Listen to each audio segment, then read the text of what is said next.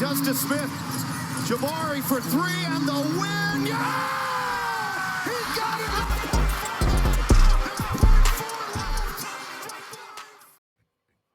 We are here to Field Rocks News. This is Rocks Field Podcast, and this is the first podcast of the new 2025-26 season. And of course, I'm your host, LaShar Binkley. You can always find me on Twitter at Binkley Hoops, and you can find my written work over at Rockets on Their Side. And I'm a weekly guest on the Nate Griffin's show on Fox 26 early in the morning, usually, of course, talking about your Houston Rockets.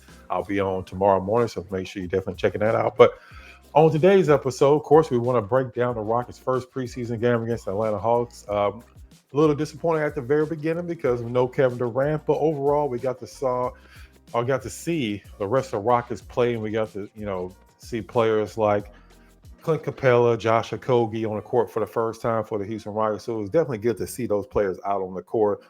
And of course, the Rockets were able to come away with the 120-113 win. And in this episode, I want to give a quick recap of the three things that stood out for me in today's game. Again, with the caveat being it's preseason. And we all know that with preseason, you can only go by the results, so much because a lot of players aren't playing. A lot of teams are doing really vanilla offenses and defenses. So you can't really go too deep into what you see in preseason. But again, it's still good.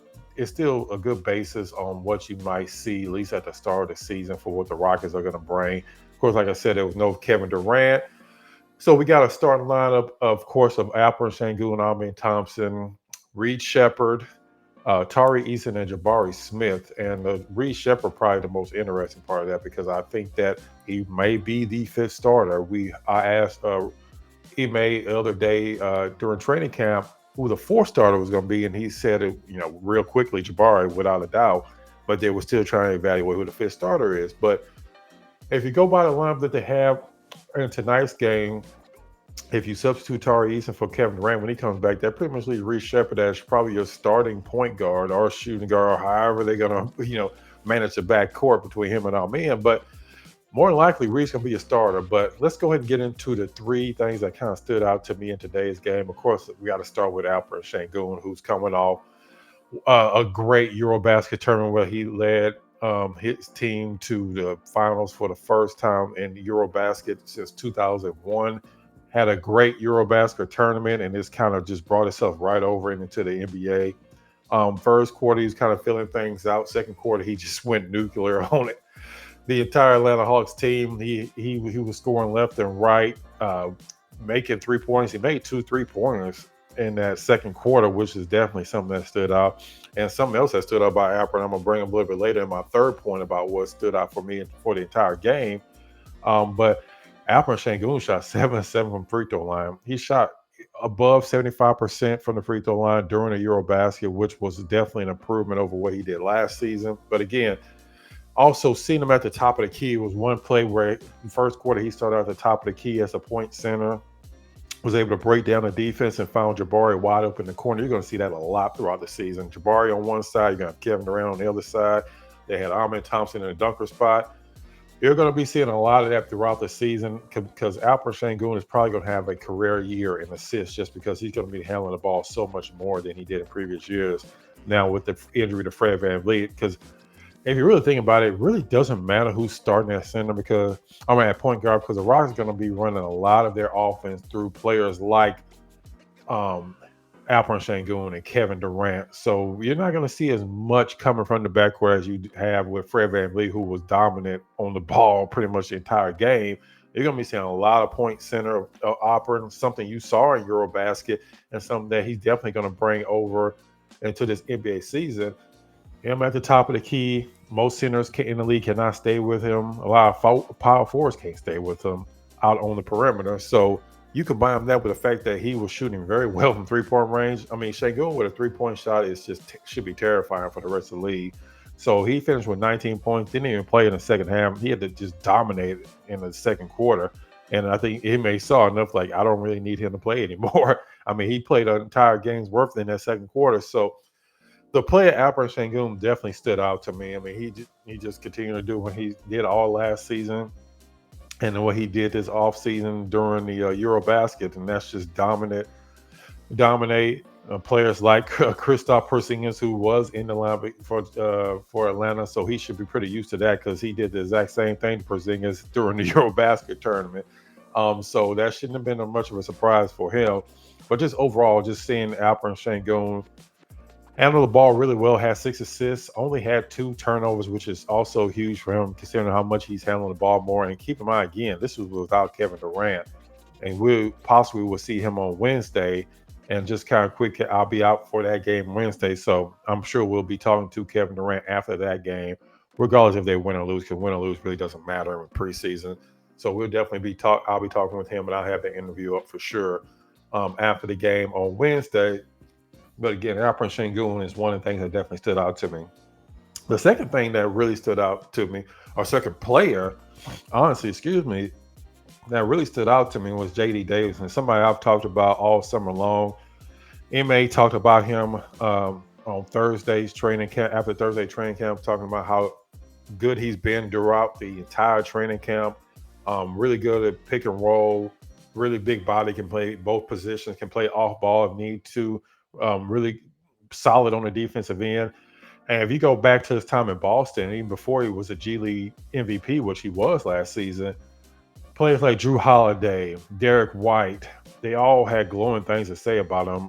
Jaylen Brown, they all had really good things to say about him. How quick he was, how hard it was to guard him during the training camps and all season when he was with the Boston Celtics. And I think for him, it really just came down to just opportunity. I mean, you think about the Boston Celtics team. I mean, you had Drew Holiday at one point, Peyton Pritchard, then Derek White.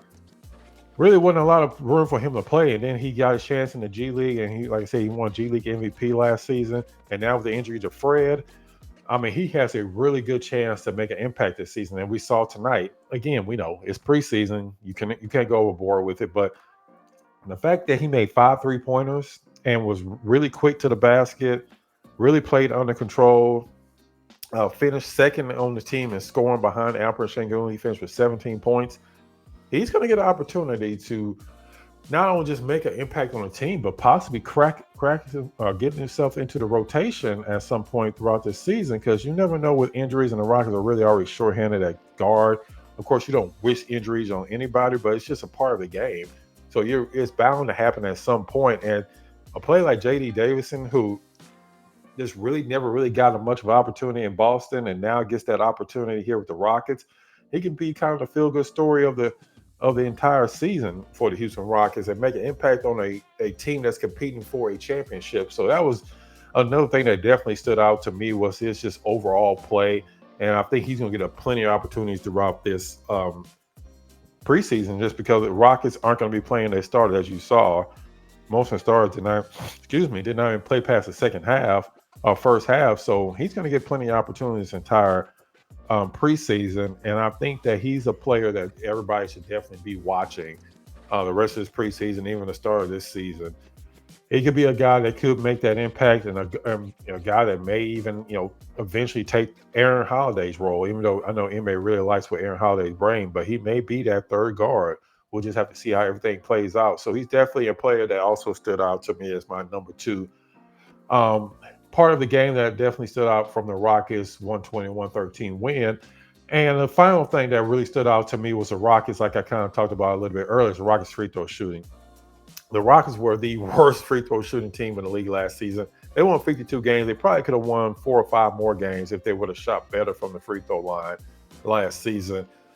It was a struggle all season for players like Alperen Sengun, who I said earlier, he shot 7 for 7 from free throw line this game. It was a struggle throughout the season for the entire team, and tonight, 30 of 35 from the free throw line, which is 35 free throws for one thing in the preseason. Is kind of crazy. I don't know how many people really want to sit through 35 free throws in the preseason, but it's good practice. Like I said, Sengun shot 7 for 7 from free throw line. Josh Okogie, he was really going to the basket hard this game. He shot 8 of 10 from the free throw line. So the Rocket Stars actually only missed 1 free throw the entire game. So that's definitely something that is going to be needed, especially from Sengun, because teams got to the point last year and they would rather foul Sengun than let him continue to go to the basket and easily score in the paint, they would rather foul him. But if he can continue to shoot close to 80% from the free throw line this season, that'll be a huge thing for him, because we know he's going to get fouled a lot this season. We saw it throughout Eurobasket, where teams were just literally just grabbing them because they couldn't stop him in the paint. We're going to see that a lot throughout the season. So that is definitely good development. That's something they need to continue throughout this season, because it's going to come down to free throws in a lot of these games, especially these close games, these tight games. It's going to come down to free throw shooting. So the Rockets going to need to continue to shoot better than 73% they shot last season from the free throw line. If they can get that up to 77, 78%, that's 3 or 4 more wins they could have that they didn't have last season. So the free throw shooting definitely stood out for me this game, and the Rockets 120 and 113 win. Again, it's preseason. You can only take so much from preseason, but at the end of the day, you still would rather win than lose. I don't care if it's preseason or not. So definitely the 3 things that stood out to me. Like I said, I'll be out at Wednesday game. Kevin Durant is reported to play that game on Wednesday. That'll be his first game as a Houston Rocket. Like I said, I can almost 100% guarantee we're going to talk to him after that game. So I'll have that interview and all the other interviews up for the Wednesday game against Utah Jazz before the Rockets head out on the road for the final 2 preseason games, which both will be on the road. But again, happy to be back. If you are a new subscriber to this channel, definitely welcome in. If you have been with me for a while, I appreciate the support as usual. Make sure you like the video. I'll be doing a lot more of these throughout the season. I plan on definitely trying to do 1 or 2 a week as I continue, to appreciate everybody's support. It's going to be season number 4 for me covering the Houston Rockets as a credentialed sports writer. So it's definitely an exciting time, and I definitely appreciate everybody that's continued to subscribe to the channel and continue to comment. Definitely let me know down in the comments, what did you think of the first preseason game? How excited are you for Kevin Durant? What stood out to you about this game? And like I said, I will definitely be back bringing you all the interviews on Wednesday, probably doing a podcast on Thursday, talking about Kevin Durant's first game. So definitely let me know what you think. As usual, I appreciate all the support. Make sure you check out the next episode of Rocket Fuel Podcast.